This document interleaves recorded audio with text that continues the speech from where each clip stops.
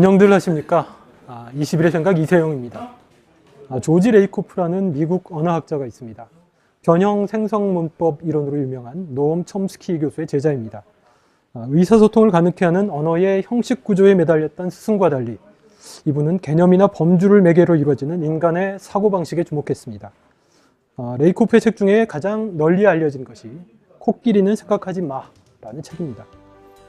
이분의 주장을 거칠게 요약하면 이렇습니다. 어떤 사람에게 코끼리를 생각하지 말라고 말하면 그 사람은 코끼리를 떠올리게 된다.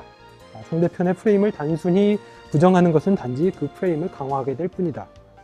여기서 말하는 프레임은 사람들이 세상을 바라보는 방식을 형성하는 정신적 구조물을 가리킵니다. 이 프레임이 무서운 것은 그것이 우리가 추구하는 목적, 우리가 짜는 계획, 그리고 우리가 행동하는 방식을 결정하기 때문입니다.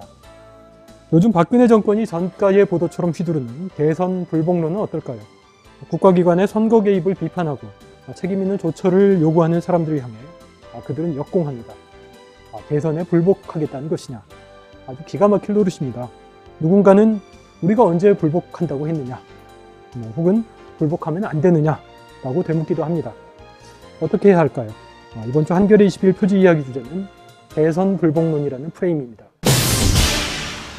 이 자리에 정치팀장 이지연 기자 나오셨습니다. 안녕하세요. 안녕하세요. 네. 최근 장하나 민주당 의원의 그 대통령 사퇴 요구 성명에 대해서 새누리당과 청와대에서 여지없이 또 대선 불복론을 들고 나왔죠.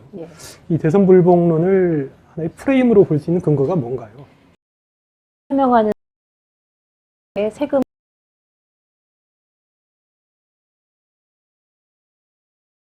그러니까 폭탄은 피해야 하는 것, 당연히 이제 세금이